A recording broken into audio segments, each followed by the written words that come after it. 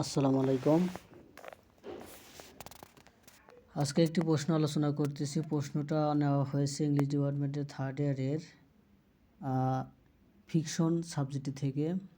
প্রশ্নটি হলো, how did the shipwreck happen that brought Crusoe at the lonely island? জাহাজডুবি কিভাবে ঘটেছিল যা ক্রুশোকে নির্জন দ্বীপে নিয়ে এসেছিল?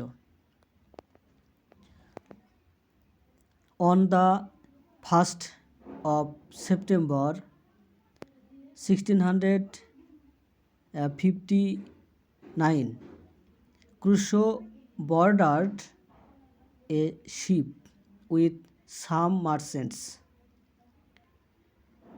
It was an unlucky day in his life, and strangely, it was the same date when 8 years earlier he had left his parents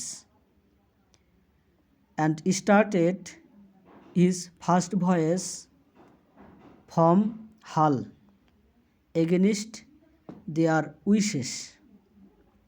After 12 days at sea, they crossed the equator. Suddenly a violent storm begins, blowing the ship in an uncontrollable direction.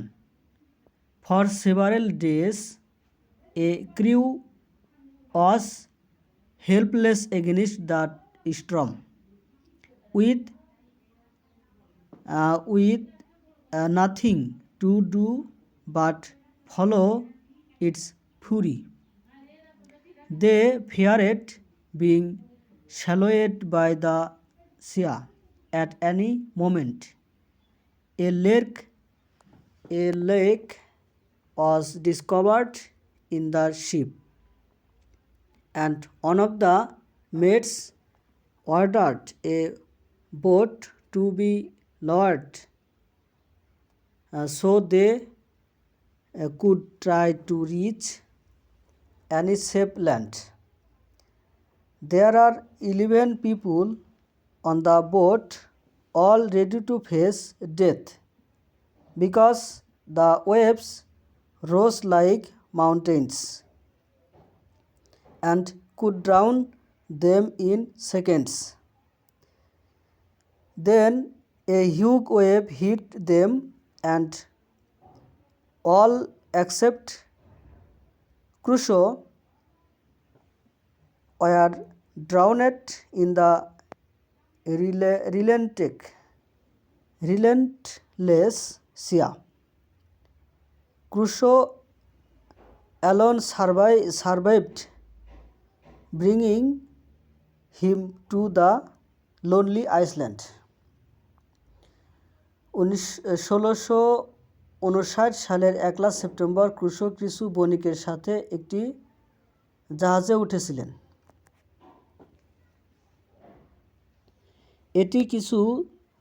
এটি ছিল তার জীবনের একটি দুর্ভাগ্যজনক দিন এবং আশ্চর্যজনকভাবে এটি একই তারিখ ছিল যখন 8 বছর আগে তিনি তার বাবা মাকে ছেড়ে তাদের ইচ্ছার বিরুদ্ধে হাল থেকে তার প্রথম যাত্রা শুরু করেছিলেন। 12 দিন সমুদ্রে থাকার পর তার নিরক্ষরেখা অতিক্রম করে